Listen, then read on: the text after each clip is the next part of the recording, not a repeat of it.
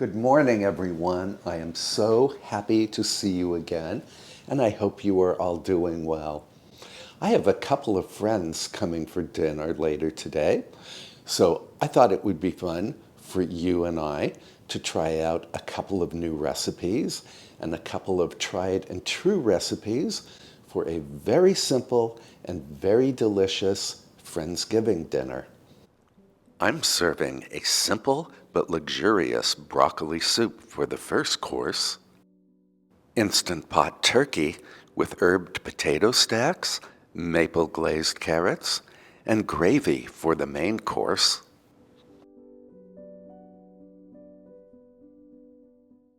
and a glazed puff pastry apple tart with ice cream for the grand finale. Now, when I said simple, I really meant simple. The first course is the broccoli soup that you and I made together in a previous video, and I will link that recipe in the description below. I should mention that this broccoli soup has only 3 ingredients. The soup freezes perfectly. This is frozen. I simply need to put it in some water to let it start thawing.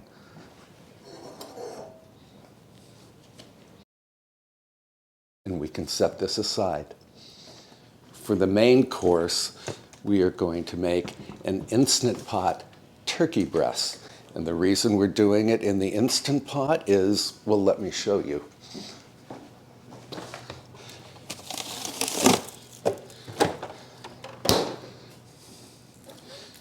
The turkey is solidly frozen. My market did not have any fresh turkey breasts. And the hardest part of this turkey recipe is opening the package.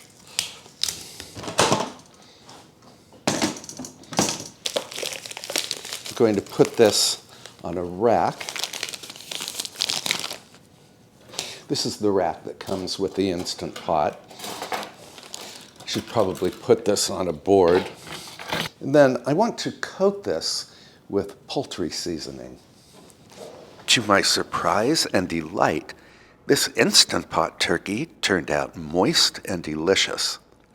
I will definitely use this method again. And into the Instant Pot it goes. I did some research online, and a frozen bone-in turkey breast requires 12 minutes per pound at high pressure. You need a cup of water.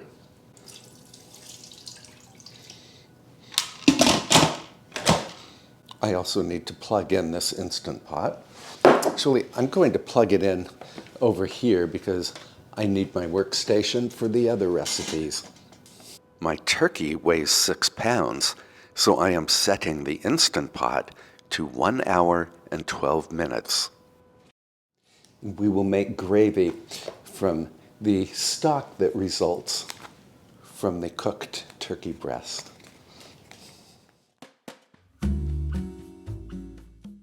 Onto the herbed potato stacks. Now, this is a brand new recipe for me, and it's from one that I found online, and which I will link in the description below.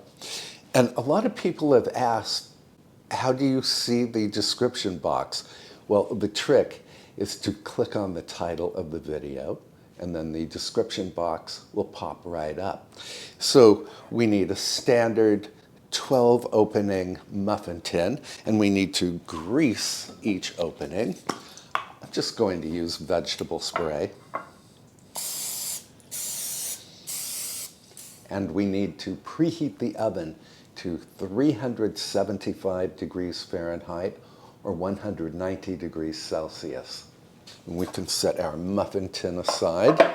The recipe starts with herbed butter. So I need a half cup or 113 grams of butter. This is salted butter. You could use unsalted. And I'm going to melt this in the microwave. This is not quite melted yet. I remembered that I need 3 garlic cloves that are minced. I'm going to use one of my garlic pucks, which is about the equivalent of 3 garlic cloves. This is from homegrown garlic. It's frozen. I can just pop this right in with the butter into the microwave. So my garlic puck and the butter have melted. If you missed the episode when we made the garlic pucks, I will try to remember to link that in the description. And I'm just giving this a stir with my spurtle. Now the recipe calls for chopped parsley and chopped fresh thyme leaves. I think I'm going to swap the thyme for fresh sage leaves. And we have parsley in the garden, so let's head outside. I forgot that I also have fresh sage in the garden.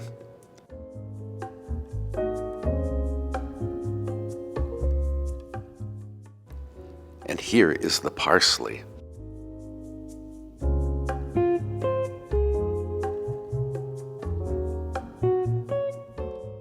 I forgot that I also had sage out in my garden. So the recipe calls for 2 teaspoons of finely minced thyme. I'm going to do the same and make finely minced sage.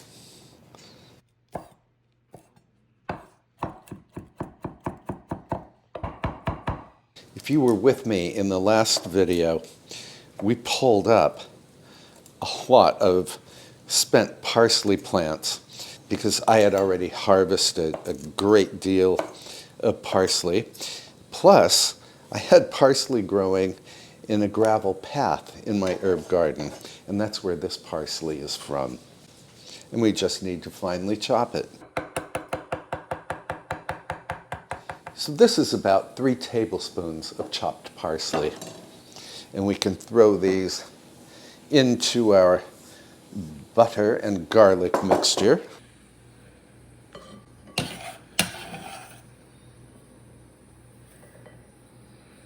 Along with 1 teaspoon of kosher salt and some grinds of black pepper.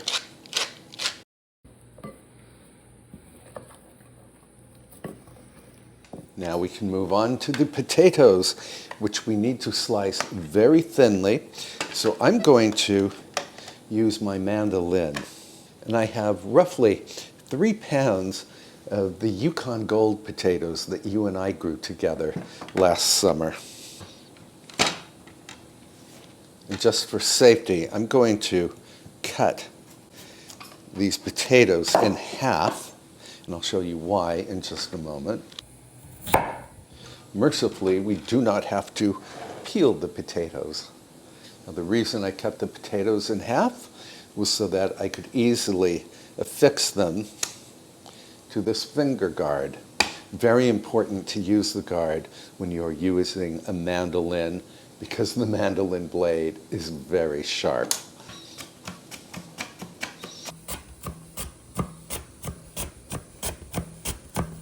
So very thinly sliced. I'm actually finding it easier to stab the round end of the potato with the finger guard.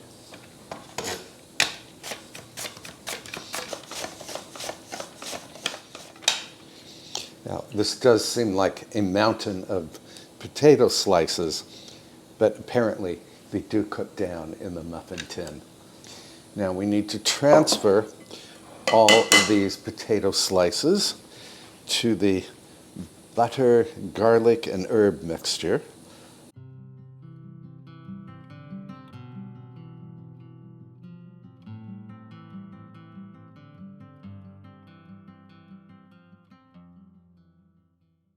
I am separating these potatoes as I add them to the herb mixture because I want each one of them to be coated with the butter and herbs. And I can already smell that turkey in the Instant Pot. It smells like Thanksgiving.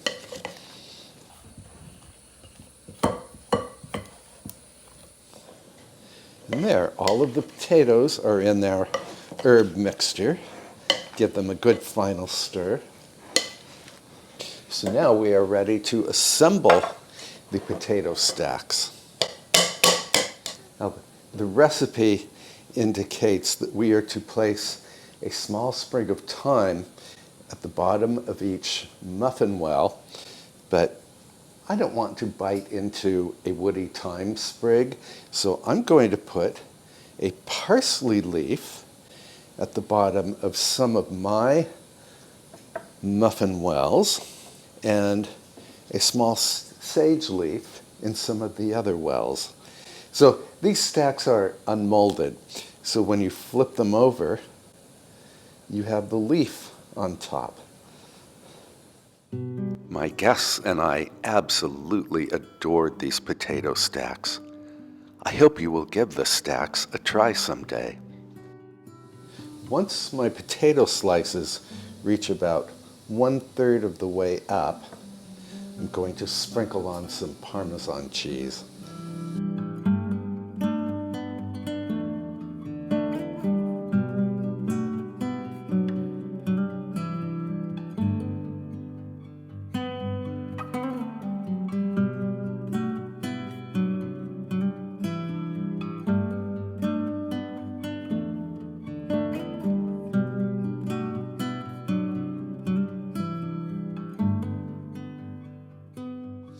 Now we are supposed to cover this pan tightly with aluminum foil.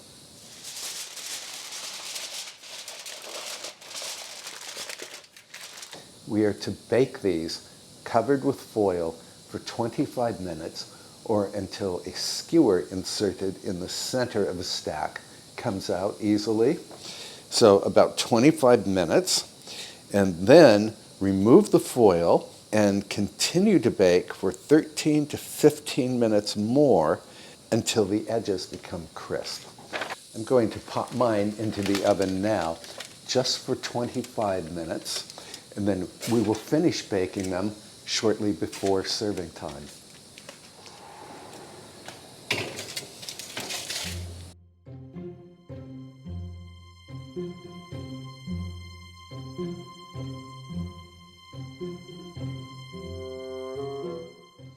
It's been 25 minutes. Let's check on the potatoes.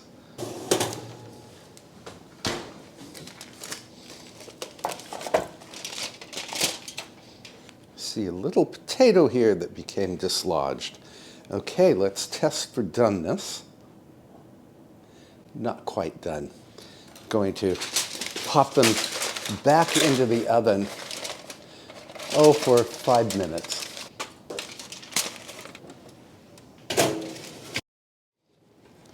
Actually, I'm going to give those potatoes 10 minutes more in the oven.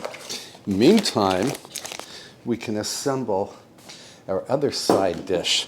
I'm serving glazed carrots. They will be glazed with maple syrup. Now, these are carrots that you and I grew from seed and harvested and sliced up and blanched and froze. So these will be very easy to put together.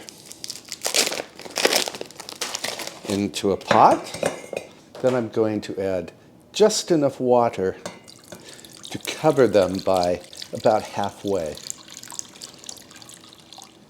And then we can add a splash of maple syrup, if I can get the lid off. I don't need to cook the carrots just yet because we're still waiting on the turkey and the potatoes. So I will just put these aside. By the way, I would like to thank the very kind viewer who sent me these gorgeous purple scissors that come in this nifty case. There's even a sharpener attached to this case. Thank you very much.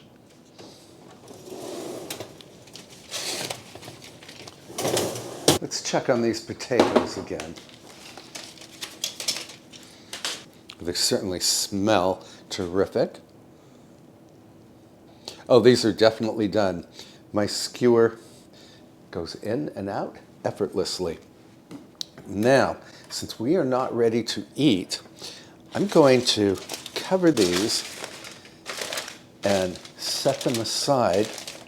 And then closer to serving time, I will pop these uncovered back into the oven at 425 degrees Fahrenheit or 220 degrees Celsius for 10 to 15 minutes, just to crisp the edges of the potatoes. So you can actually make these potatoes a bit ahead of time. And our turkey has finished pressure cooking. I'm letting the pressure release naturally for 20 minutes. And while we wait for that to happen, we might as well get started on the dessert.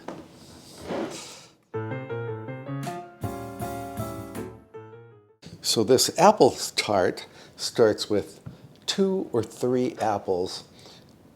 And I'm using gala apples that were locally grown at my local orchard. I need to core them.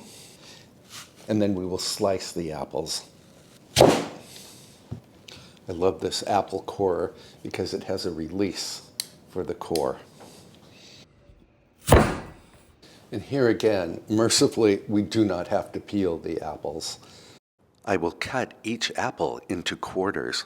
Then I will cut each quarter into 3 or 4 thin slices. And we may not need all of these apples, but I'd rather have too many than too few. And nothing will go to waste because I can eat any of the leftover. We can toss these into a bowl. Yeah, I saw Julia Child make a similar tart many, many years ago, and I've always wanted to try it. Toss the apples with a tablespoon of sugar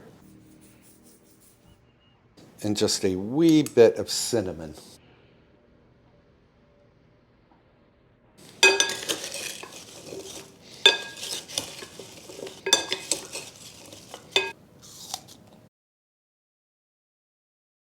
Delicious. Now I need a rimless baking sheet, or you could use a rimmed baking sheet turned upside down, piece of parchment, and then I need my puff pastry.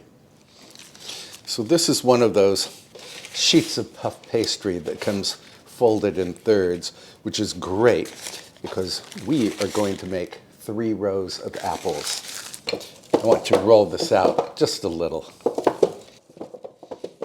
To make a crust on this puff pastry, I'm going to score lines about a ½ inch from the edge.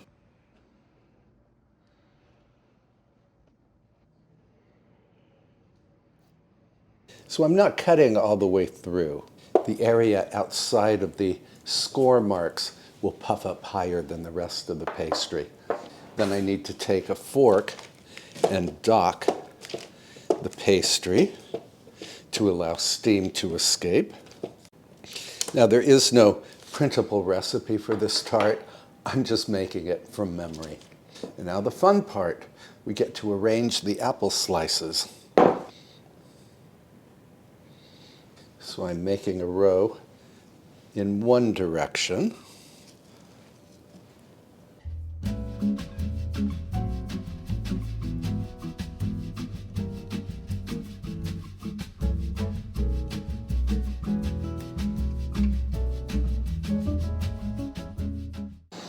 And there we have it. The rows at the end face one direction, and the row in the middle faces the opposite direction. I really only needed 2 apples, but these are so delicious. I'm happy to have surplus for snacking. I'm not ready to bake this just yet, so I'm going to cover it with another piece of parchment, and then I will pop this into the refrigerator. And now we can check on our turkey. I'm going to transfer the turkey breast to a board lined with a kitchen towel. I have some beautiful stock. Actually, it's bone broth in here. I'm going to let the turkey rest until we are ready to carve it. So my first course is basically ready. My main course is cooked, plus we have the carrots and the potatoes that will do just some final cooking, and the dessert is assembled. I think we should go to the flower shop to buy some flowers. When we wake, hear the birds and see the sun. Side by side our fears are done. Oh, the good times just begun. Oh, we know what we have, let's hold on tight. Found what we're looking for in life. Call us crazy, but things are fine.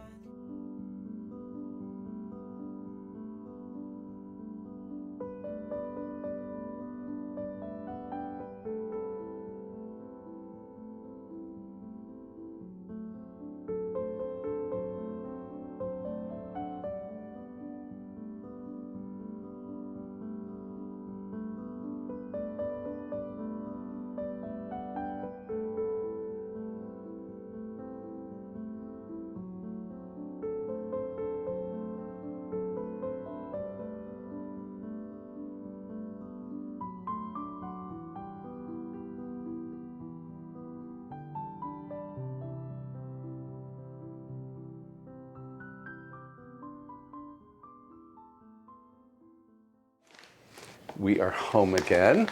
Here are the flowers. We will arrange these in just a moment.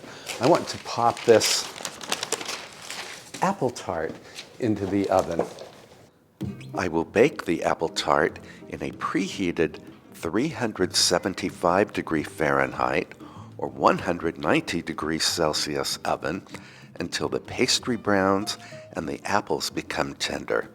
That will take about 35 minutes. We had a little delay because my microphone needed to be charged. And our apple tart is ready.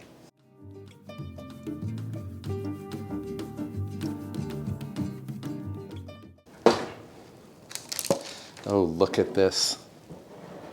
I think it's very attractive, and it will look even better after I brush it with some melted apricot preserves. I'm using store-bought apricot preserves that I melted in the microwave. The preserves will give the apples a glamorous shine.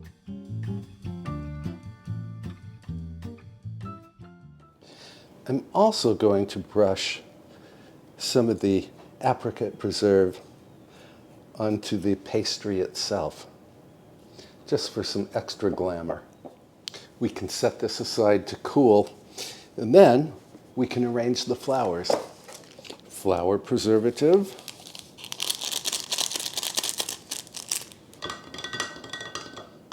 And besides the flowers and greens that we bought at Chatham Flowers, I'm also going to add some of this upright yew from my garden.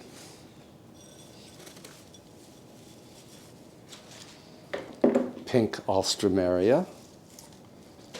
I'm going with cool colors because even though we are in November, autumn colored flowers are not really my thing. I like summer and spring colors the year round.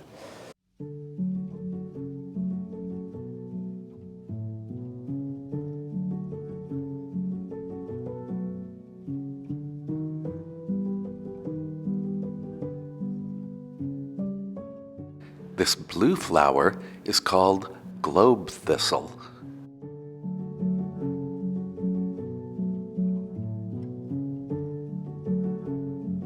Purple and white lisianthus.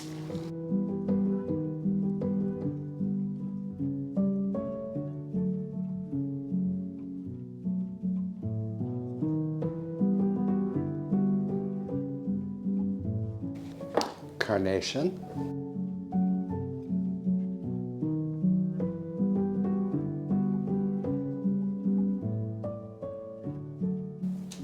And the star of the show, blue hydrangea, grevillea.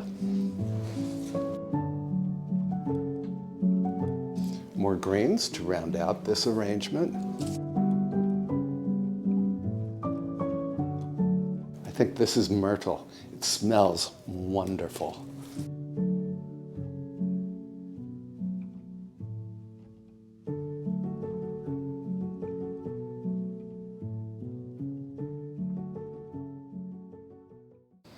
And here we have it. I am not a professional flower arranger. I just like to surround myself with beautiful things. And I forgot one of the carnations. Our flowers are arranged. Excuse me. Our flowers are arranged. All of our food has been prepared except for the gravy. That will only take 2 minutes. I need to boil the carrots and crisp up the potato stacks. Otherwise, dinner is ready. So let's head into the parlor to light a fire.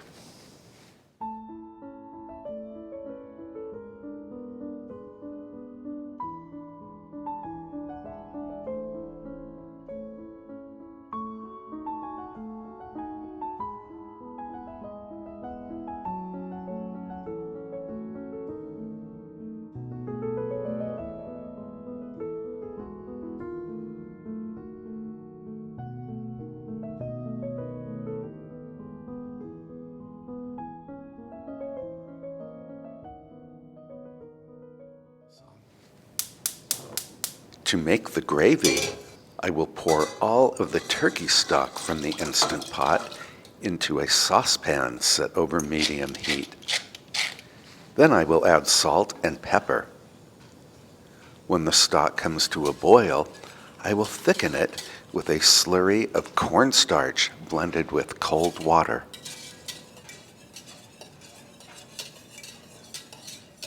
I almost forgot about our soup. This is our first course. It's mostly thawed. All I have to do is warm it up on the stovetop. To serve the broccoli soup, I put slices of goat cheese in teacups. Then I add the hot soup and stir until the goat cheese melts.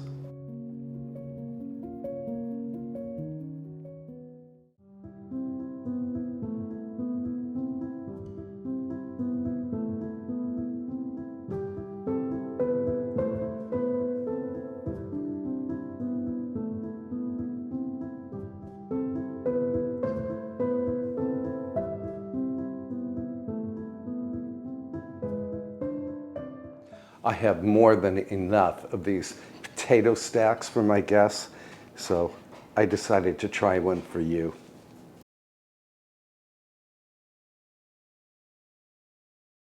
I will admit that these were a bit of work, but they were worth the effort. The potatoes are perfectly tender, they're practically creamy, and the seasonings are perfect. I can taste the garlic and the Parmesan and the parsley and the sage. Just wonderful. This would make a great side dish for Thanksgiving. In fact, it could be the star of the Thanksgiving dinner.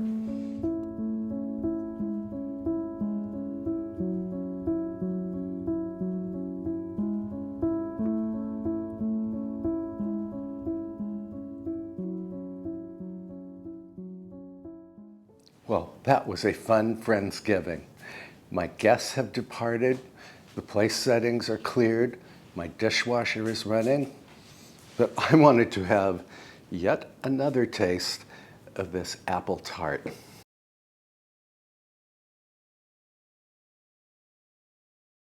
For such a simple dessert, this is a 5-star dessert. And in fact, I thought the whole dinner was 5-star, as did my guests. They raved about the soup, the turkey, the gravy, the maple glazed carrots. Oh, and those potato stacks. They were out of this world delicious. I hope you feel inspired to host your own very simple Friendsgiving.